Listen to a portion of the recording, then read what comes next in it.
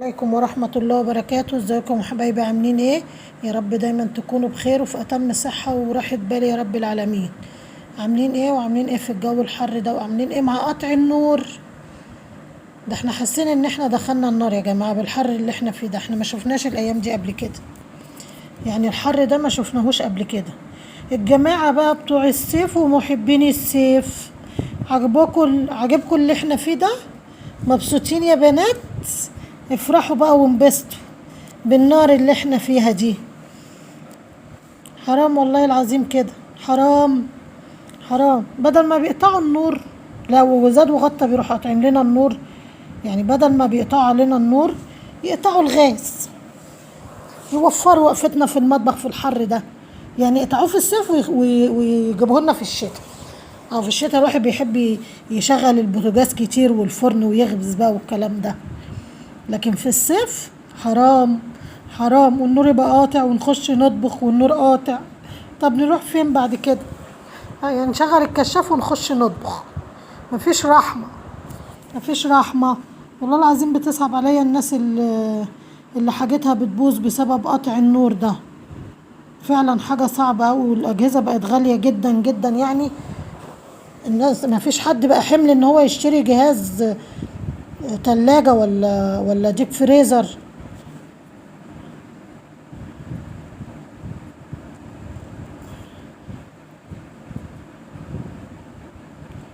مفيش حد يعني بقى حمل ان هو يجيب تلاجة ولا ديب فريزر. معلش يا بنات البتاع بيقف. الواحد يعمل ايه ولا يروح فين؟ حرام كده. يعني في ناس اجهزتها بتضيع بسبب موضوع قطع الكهرباء. يعني هما بيقطعوا النور ويجيبوا الفولت عالي يحرق الحاجة.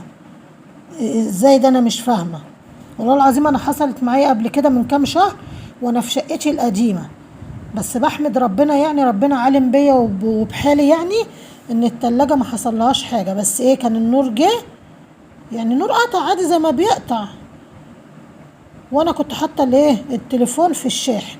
سمعت صوت البتاع بيدب كده كأن في حاجة بتنفجر الشاحن. انا الصراحة خفت على التليفون، وقمت شلت التليفون من ايه، من الشاحن، وشلت الشاحن من الكهرباء، ورحت ايه شايله الفيشه بتاعت التلاجة. النور ساعتها قعد 6 ساعات والله العظيم زي ما بقول لكم كده، بس ما كناش في صيف زي كده. قعد 6 ساعات قاطع.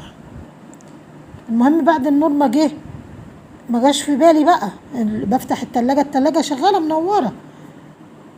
المهم ايه، جيت اخر اليوم بفتح الفريزر، لقيت لك الحاجة سايحة في الفريزر.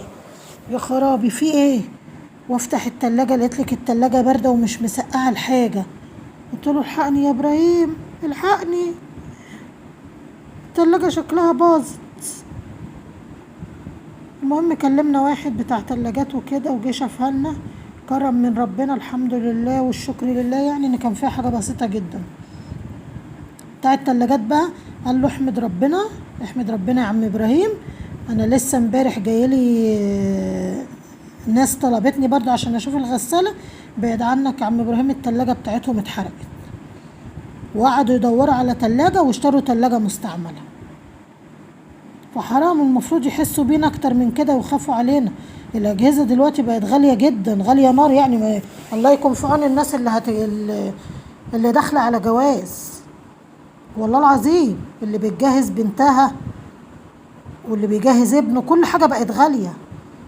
والبنت دلوقتي عشان تجهز نفسها عايزة مبلغ وقدره، يعني عايزة فلوس كتير كتير كتير. يعني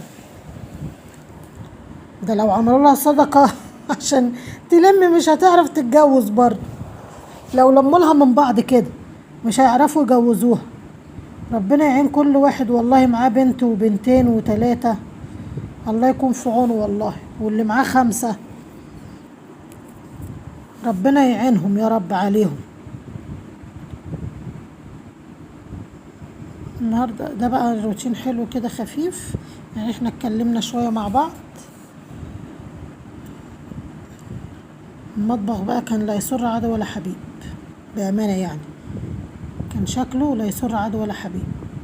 عايز قنبلة كده فيه وتنفجر فيه كده، تزيله من مكانه. ونجيب حاجات جديدة بقى.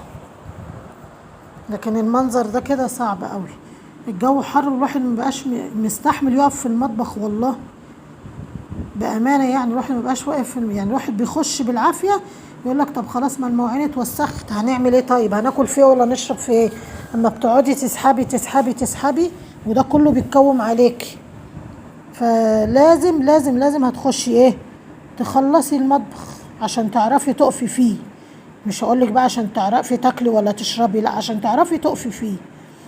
انا المطبخ لما بيكون متبهدل بالشكل ده ما بعرفش اقف فيه ولا اعمل اكل ولا اعمل حاجه، بحس ان انا تايهه كده في المطبخ والله العظيم بامانه. بحس ان المطبخ كده غريب عليا. تلاقي بقى على البوتاجاز مواعين وفي الحوض مواعين وعلى الرخامه مواعين، لا تعرفي لا تشيلي ولا تحطي، حاجه صعبه قوي. والمواعين دي والله العظيم كانت متكومه عشان قبلها بيوم الميه كانت قطعه طول النهار. كنت بعمل الاكل طبعا، انا لما بكون بعمل اكل والميه شغاله تلاقيني ايه بشطف الحاجه كده اول باول او بغسلها اول باول بالليفه كده على طول. لكن لما الميه تكون قطعه هتعرفي تتعاملي ازاي؟ مش هتعرفي تتعاملي. وكمان لما بيقطعوا النور بيبقى عارفه الحياه بتبقى واقفه كده بالنسبه لك، لا ميه ولا نور ولا هوا، حاجه صعبه قوي يعني بجد. فعشان كده المواعين كانت متكومه بسبب ان الميه كانت قطعه قبلها بيوم. وقلت والله بالمرة اتشجع واشجعكم معايا، يعني اللي عندها شوية مواعين كده تخش تشملل كده. ها القعدة ما منهاش فايدة. انا والله العظيم بكلمكم بامانة، انا لما بقعد شوية ما بعملش حاجة قسما بالله رجلي ما بقدرش امشي عليها. مش فاهمة ايه الموضوع ده، يعني ببص بحس ان رجلي تقلت كده ومش قادرة امشي عليها. ببقى ماشية في الشقة عاملة زي الست العجوزة. لو قعدت شوية اقوم بقى امشي شويه في الشقه تبص تلاقي رجلي فكت. مش فاهمه ايه السر في كده، مع ان المفروض الواحده لما تشتغل بتتعب. انا لا، لما بقعد فعلا والله العظيم رجليا بتوجعني وما ببقاش قادره ان انا اكمل يعني. فلازم اقوم كده اتمشى شويه عشان رجليا تفك عشان اعرف اشتغل.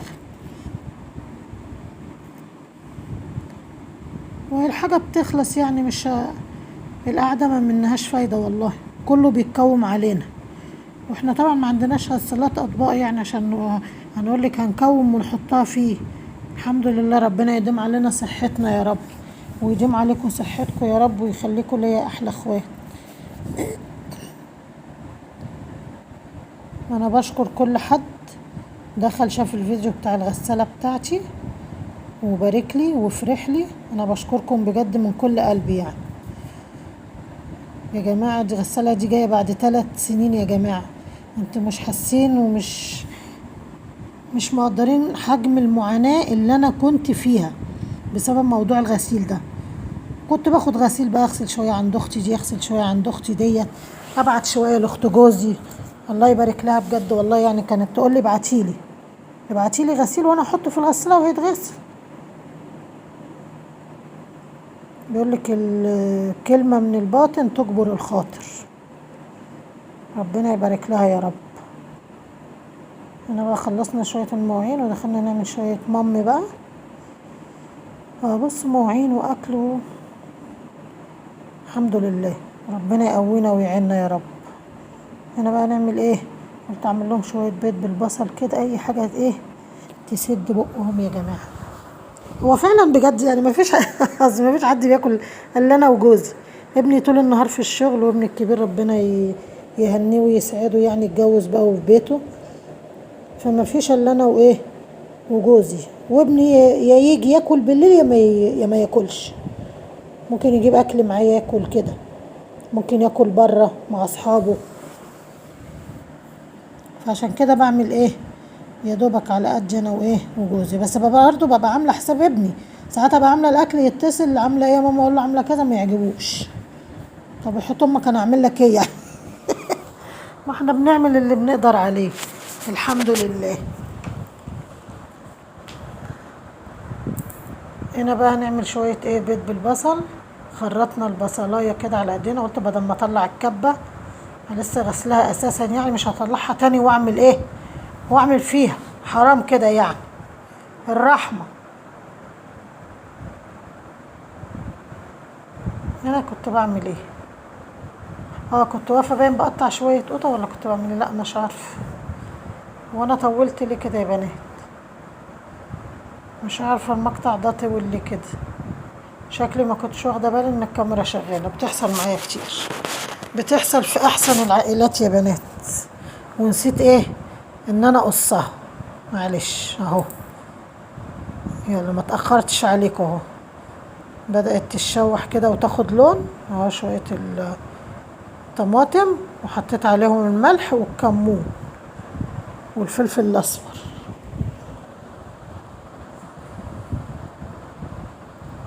قلت اي حاجه كده ايه سريع عشان الواحد ما يقفش في المطبخ كتير. الواحد بيتعذب في وقفته في المطبخ دي.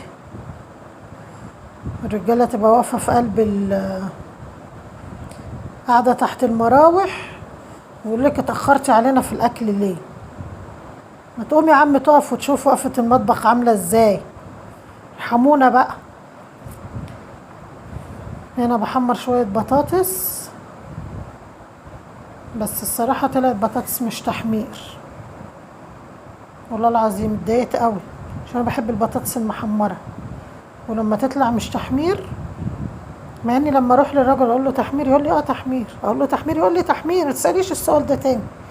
وتطلع مش تحمير. لو مش تحمير بتاعتي وتطلع مش تحمير، بس تقولي بقى هترجعيها، ما خلاص خدتيها. بروح مستعملها بقى في حاجه تانية، صينيه بطاطس، بطاطس مهروسه، الكلام ده يعني. هنا بقى حطيت 4 بيضات.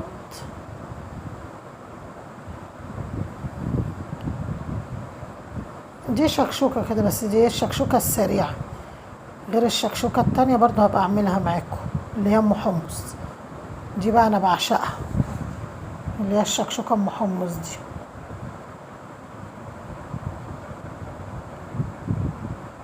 وساعات بعمل البصل، بدبل البصل كده واروح حاطه معاه، واروح ضاربه معاه البيض واحط له ملح وفلفل اسمر واسويه على كده. بيبقى طعم من غير طماطم، بيبقى طعمه خطير والله العظيم. تحسي ان انتي بتاكلي بلوبيف وحياة ربنا. حط شويه فلفل اسمر طبعا عشان خاطر الزفاره، عشان الزفاره.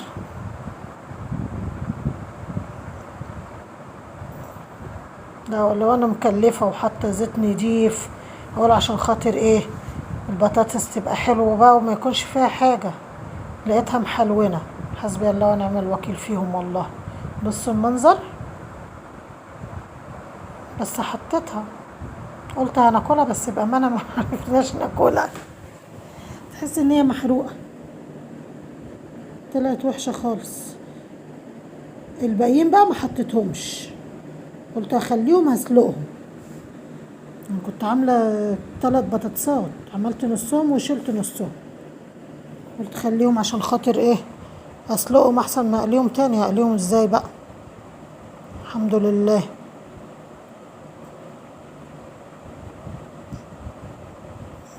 رحتي فين يا حاج؟ رايحه فين يا حاجه يا ام شلقطيفه؟ رايحه ازور النبي محمد والكعبه الشريفه. ربنا يرزقكم بزياره بيت الحبيب يا رب، اللهم امين يا رب واياكم. ربنا يرزقنا بزياره الحبيب المصطفى يا رب.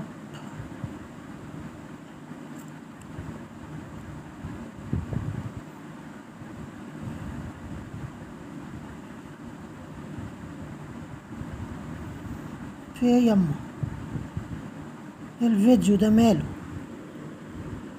طول لي كده؟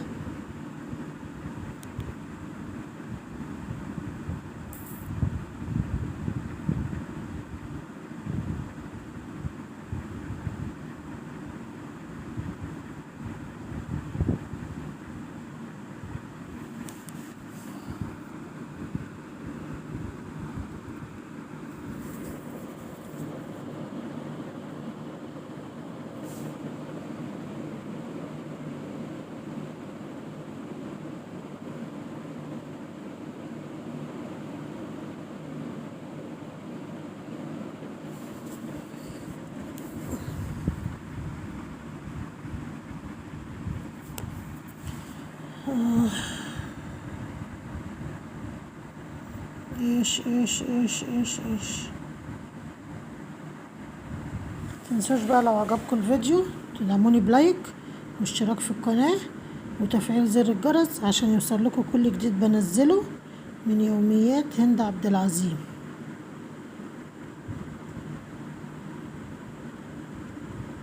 برضو هنا البتاعة تولت، معلش المرة الجاية باخد بالي من الموضوع ده يا بنات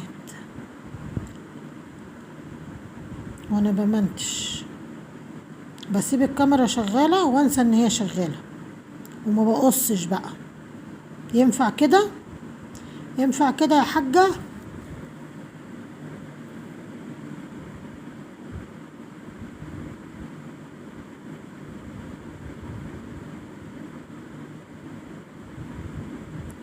قولولي رأيكم بقى في الفيديو، عجبكم ولا ما عجبكوش؟ والموضوع بتاع النهاردة عجبكم ولا ما عجبكوش؟ هي كتكوتة انتي وهي، يا ريت اللي بيتفرج على الفيديو يتفرج عليه الاخر يا جماعة، واللايك اللايك اللايك اللايك.